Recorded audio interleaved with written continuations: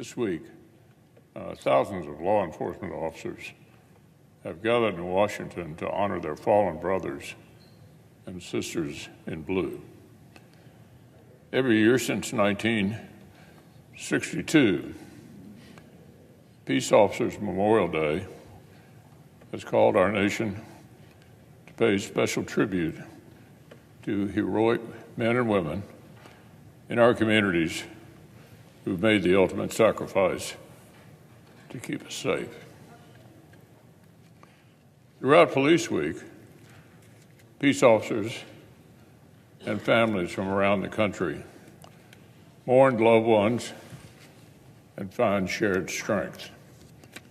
Today, we remind the families and comrades of these fallen heroes that a grateful nation has their backs. As always, I'm honored to welcome the Kentuckians who've traveled to Washington for this week's events. My staff continue to work closely with Kentucky law enforcement and to listen to their concerns. Like many in my home state,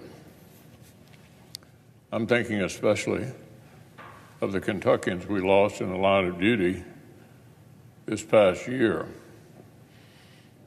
Officer Logan Medlock of the London Police Department, who was fatally struck by a drunk driver while patrolling on duty.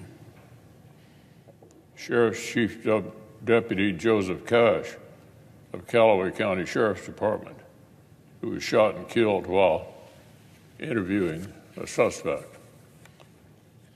Captain Ralph Frazier and Officer Jacob Chaffins of the Prestonsburg Police Department, and Deputy William Petrie of the Floyd County Sheriff's Department, who were shot and killed in an ambush while attempting to serve a warrant.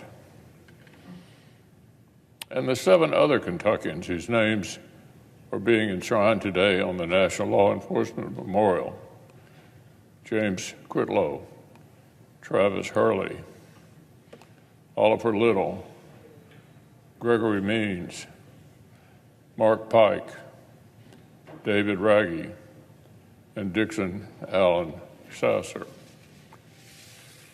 I also want to pay special tribute to Officer Nicholas Wilt, who was shot in the head while responding to last month's bank shooting in downtown Louisville. Officer Wilt was just 11 days out of the academy, but he never shied away from his duty, even in the face of imminent danger.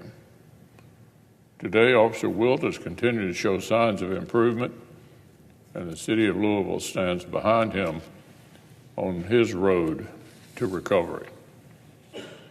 As we honor officers in Kentucky and across the country who've been injured or killed in the line of duty, I know my colleagues join me in thanking the peace officers who continue to run toward danger to keep us safe.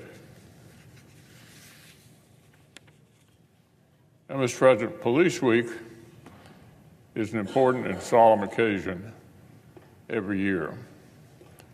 America's peace officers deserve our respect and recognition every single day. But in recent years, Peace Officers Memorial Day has taken on an especially urgent significance.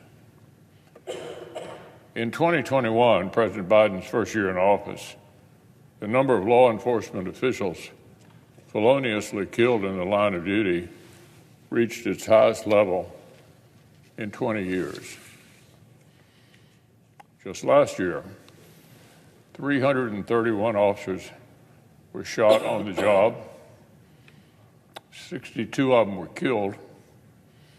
That's a 32% increase from just 2 years earlier.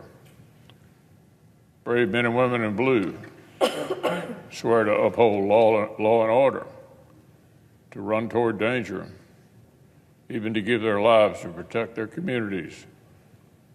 But as a radical, soft-on-crime movement has taken hold of elected Democrats at every level of government, peace officers have been forced to bear an even heavier burden. Brave police officers have faced down an historic wave of violent crime from the front lines, even as defund the police radicalism forced them to do it with fewer resources and thinner ranks.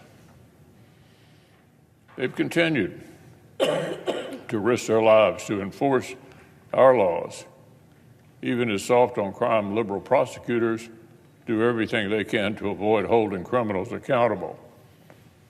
So this week, we honor men and women whose tough job is only getting tougher on Washington Democrats' watch. But thanks to the leadership of Senator Cornyn and Senator Cassidy, Senate Republicans are ready to take action to protect law enforcement officers in the line of duty. Our colleagues from Texas and Louisiana have introduced legislation to raise the stakes for criminals who resort to violence against police. Their bill would deliver new federal mandatory sentencing for killing a police officer, higher consequences for assault, and new separate penalties for fleeing such crimes across state lines. So as our nation observes Police Week, I'm proud to co-sponsor our colleagues' work and to continue